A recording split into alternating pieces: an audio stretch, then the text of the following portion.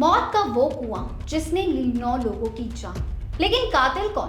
Contractor, मजदूर, नगर सेवक या महायुति सरकार जो अच्छे काम पर हमेशा क्रेडिट लेने पहुंचती है लेकिन ऐसे मामलों पर हमेशा चुप्पी साधती है। नमस्कार, मैं हूं विदे सिंह और आप देख रहे हैं फोपिया महाराष्ट्र। जी हाँ, कल्पना कीजिए, एक परिवार अपनी कार में सवार है। पीछे की सीट पर 6 बच्चे खिलखिला रहे हैं, माता पिता भविष्य के सपने बुन रहे हैं। तभी एक मोड़ आता है और सब कुछ खामोश हो जाता है। नासिक के डिंडोरी में जो हुआ वो कुदरत का कहर नहीं था, वो उन 9 लोगों की आखिरी चीख थी जिन्हें सिस्टम ने मार दिया।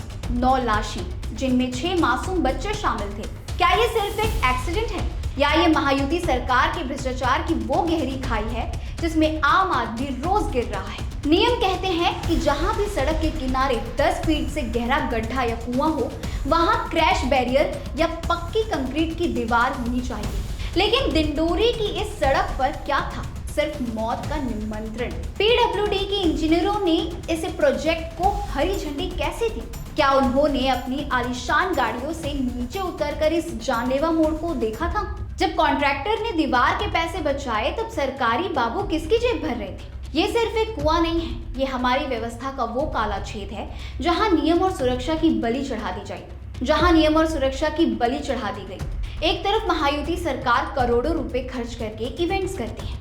हर चौक पर गतिमान सरकार के बड़े बड़े होर्डिंग्स लगते हैं। लाडली बहनों के लिए योजनाएं तो आती हैं, लेकिन क्या उन बहनों की बच्चों की जान बचाने की गारंटी सरकार देगी? मुख्यमंत्री और उप मुख्यमंत्री जी, जब आप डबल इंजन की बात करते हैं तो क्या उन इंजनों में सुरक्षा का कोई डिब्बा भी है? नासिक में जो हुआ वो सीधा सबूत है कि विकास का पैसा जनता की सुरक्षा पर नहीं बल्कि विज्ञापनों और राजनीतिक रैलियों पर खर्च हो रहा है। टेंडर पास तो होते हैं, कमीशन बढ़ता है और सड़कों पर बिछ जाती हैं लाशें। अब खबर आ रही है कि सरकार उन अधिकारियों पर केस दर्ज करेगी जिन्होंने इस प्रोजेक्ट को मंजूरी दी। लेकिन हम जानते हैं कि क्या होगा आगे। सस्पेंशन का नाटक होगा, कुछ महीने बाद फाइल दब जाएगी और वही भ्रष्ट अधिकारी किसी दूसरे जिले में नई सड़कों की सौदागरी कर रहे होंगे। क्या सरकार में इतनी हिम्मत है कि उस कॉन्ट्रैक्टर और उस विभाग के बड़े मंत्री से सवाल पूछे?